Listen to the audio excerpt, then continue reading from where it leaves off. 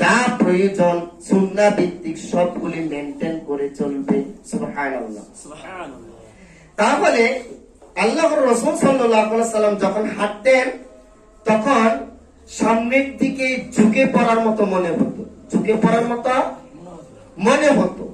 তাহলে নম্রতার সাথে পড়ে যাবে এমন মনে হয়, সিনা টান দিয়া এইরকম নয়। এটা একটা অহংকারী ভাব। কি ভাব? অহংকারী ভাব। আল্লাহ রাব্বুল আলামিন 17 নম্বর সূরা বনী ইসরাঈলের 37 নম্বর আয়াতে বলেন, ওয়ালা তামশি ফিল আরদি মারহা ওয়ালান তাখলিকাল আরদা ওয়ালান তাবলুগাল জিবালা তুলা। জমিনে গর্ব ভরে হাঁটিও না, তুমি তোমার পায়ের আঘাতে মাটি ফেলে ফেলতে পারবে না, তুমি লাফ দিয়ে পাহাড়ের উচ্চতা ক্রস করতে পারবে না। তাহলে যেই হাঁটা দিয়ে বোঝাচ্ছ তুমি একটা কিছু এই জমিনে এই পা দিয়ে আঘাত করে 1 হাত মাটি নিচে নিতে পারবে না, এই পা দিয়ে লাফ দিয়ে পাহাড়ের উপর যেতে পারবে না, তাহলে এই রকম ভাবটা দেখানোর, হেরামটা দেখানোর মানেটা কি? ওয়ালা তামশি ফিল আরদি মারহা ইন্নাকা লান তাখলিকাল আরদা ওয়া লান তাবলুগাল জিবালা তুলা। যাদের পিছনে লোক করে পিস্তল দিয়েছে, নিজেদের কাছেও পিস্তল থাকে, হেরাম যদি দিক বিদিক হবে চোখে ইঙ্গিত দেওয়া হবে, ফুটুস চোখে ইঙ্গিত দেওয়া হবে। এই দেখি ইবাদুর রহমানের গুণাবলী না শয়তানের চেলার গুণাবলী? কথা বলে। তোমাকে এই ক্ষমতা কে দিয়েছে? কি কারণে তুমি এমনটি করবে কেন? দেখবেন নিজে রাস্তা দিয়ে যাওয়ার জন্য হাজারো রাস্তা জাম করে রাখে, তাহলে তো আরো মানুষের ক্ষতি হচ্ছে। এটা কি অহংকার প্রদর্শন নয়? তুমি যদি মার্জিত বা নম্র ভদ্র হতে, কত অ্যাম্বুলেন্স সিরিয়ালে রয়েছে, তোমার জন্য আটকা পড়া কেন? তুমি এই জমিনের কি হয়ে গিয়েছ? তোমার জন্য রাস্তায় ওই গাড়িগুলি আটকা কেন? যারা এয়ারপোর্টে সময় মতো প্লেন ধরবে তার অবস্থা কি হবে? যে সময় মতো হাসপাতালে যাবে, আইসিইউতে রোগীটা নিতে হবে, তার অবস্থা কি হবে? যিনি পরীক্ষাতে যাবে, বিসিএস পরীক্ষায় অংশগ্রহণ করবে তোমার যাওয়ার কারণে, তার অবস্থা কি হবে? কথা কি ঠিক নয়? তুমি একটা মানুষ একজন বিসিএস ক্যাডারের ক্ষতি করতেছ, তুমি একজন মানুষ তার বাহিরের যাত্রা অফ হয়ে যাচ্ছে, তুমি একজন মানুষ আরেকজন রোগী এমন কঠিন অবস্থানে তোমার এই কারণে এইগুলি হচ্ছে। তুমি কিসের মানুষ? তুমি কিসের নেতা? তুমি কিসের রাষ্ট্র পরিচালক? ওয়ালা তামশি ফিল আরদি মারহা ইন্নাকা লান তাখলিকাল আরদা ওয়া লান তাবলুগাল জিবালা তুলা। কথা কোন ঠিক কিনা? রহমানের বান্দার গুণাবলী হবে রাস্তায় সুন্নাহ রক্ষা করে চলবে, রাস্তায় মার্জিত ভাবে চলবে, তার মধ্যে কোনো হেডাম প্রদর্শিত হবে না। দাদা বাবার টাকা দিয়ে সুজুকি কিনে, যারা জিক্সার কিনে, যারা অ্যাপাসি কিনে, যারা পালসার কিনে, যারা নিজেকে একটা কিছু মনে করে, কিছুই মনে করে না, সুপারস্টার মনে করে, সে মনে করে রকেটে চড়তেছে, সে রাস্তার মধ্যে দিয়ে জিগজাগ খেলাধুলা করে, এবার এদিকে যায় এবার সেদিকে যায়, অথচ সে কলেজের স্টুডেন্ট। তুমি রহমানের বান্দা হলে তো এমনটি করতে না, তুমি তো রহমানের বান্দা বলে এমনটি করতে না, না করে দিয়েছে। আল্লাহ রাসূল সাল্লাল্লাহু আলাইহি সাল্লাম পড়ে যাবে এমন মনে হতো চলার জন্য।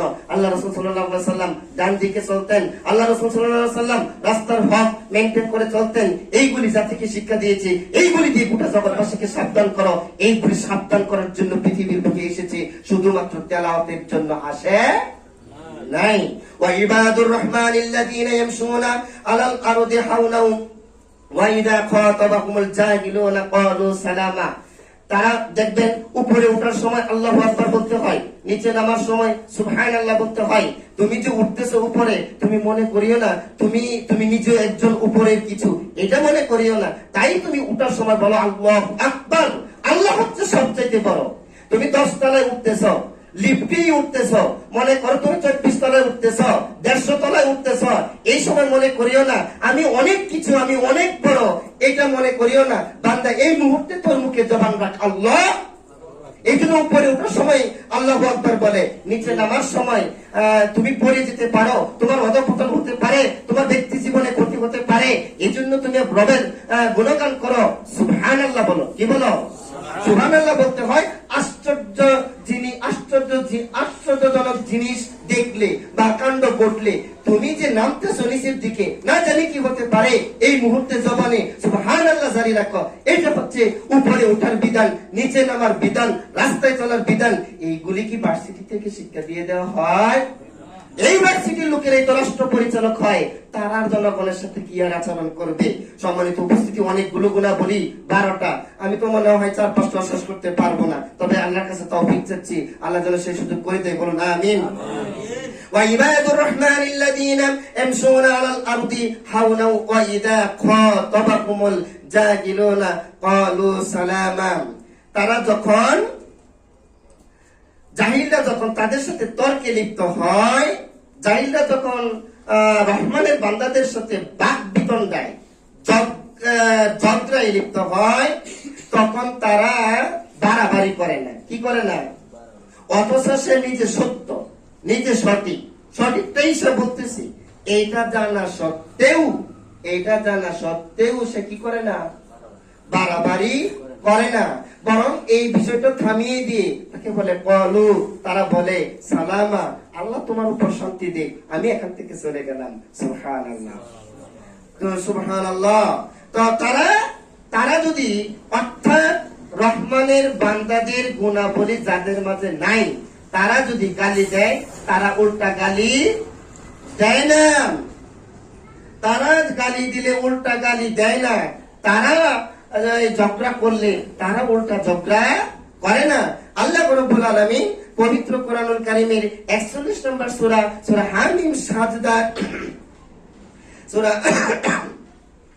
সূরা হামিম সাজদাতে তিনি বলেছেন, ওয়ালা তাস্তাউইল হাসানাতু ওয়ালাস সাইয়্যিয়া ইদফা বিল্লাতী হিয়া আহসান ফাইদাল্লাযী বাইনাকা ওয়া বাইনাহু আদাওয়াতুন কাআন্নাহু ওয়ালিয়্যুন হামীম।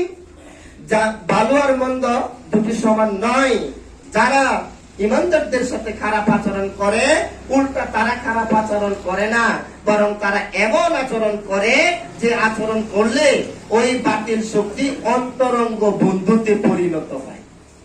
সুবহানাল্লাহ। আচ্ছা, পানি দিয়ে প্রস্রাব পরিষ্কার করা হয় নাকি প্রস্রাব দিয়ে পানি পরিষ্কার করা হয়? পানি দিয়ে প্রস্রাব পরিষ্কার করা হয়। আপনি যদি আমাকে প্রস্রাব দেন, প্রস্রাবের একটা পলিথিনে ভরে অথবা বদনাতে ভরে আমার গায়ে ডিল মারলেন, তো আমিও যদি আপনাকে আবার এটি দেই, তাহলে তো সমানে সমান করলাম। কুকুর যদি আমার পায়ে কামড় দেয়, আমিও যদি আপনার পায়ে কামড় দেই, তাহলে তো আমি আর কুকুরের উপরে না। কথা বল না?